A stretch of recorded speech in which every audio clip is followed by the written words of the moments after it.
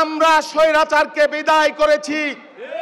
জগদ্দল পাথরকে 15 বছরের লড়াই শেষে অনেক রক্তদান, অনেক আত্মাহুতি, অনেক খুন, অনেক গুমের মধ্য দিয়ে আমরা শেখ হাসিনাকে বাংলাদেশের মাটি থেকে উৎখাত করেছি।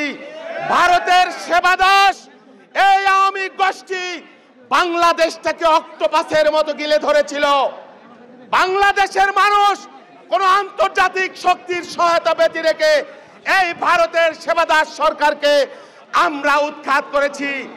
বিজয়ের 1 বছর পালন হচ্ছে, কিন্তু এখনো যেসব সহযোদ্ধা আত্মাহুতি দিল, শহীদ হলো, তাদের যে স্বপ্ন একটা গণতান্ত্রিক বাংলাদেশ, একটা মানবিক বাংলাদেশ, একটা বৈষম্যমুক্ত বাংলাদেশ, একটা অর্থনৈতিক সমতার বাংলাদেশ, শহীদের সেই স্বপ্ন এখনো বাস্তবায়ন হয় নাই।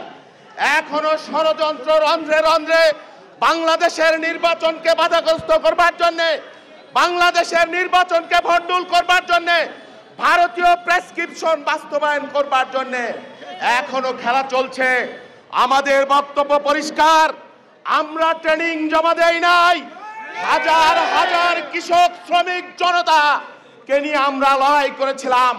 আমরা প্রস্তুত আছি ধৈর্যের বাঁক যাতে না ভাঙে, সেই জন্য বর্তমান সরকারকে বলবো অবিলম্বে অবিলম্বে একটা জাতীয় নির্বাচনের ব্যবস্থা করতে হবে। শহীদদের স্বপ্ন বাস্তবায়নের জন্য একটা গণতান্ত্রিক বাংলাদেশ করতে হবে। এই নিয়ে কোনো ছিনিমিনি আমরা বরদাস্ত করব না এবং করব না।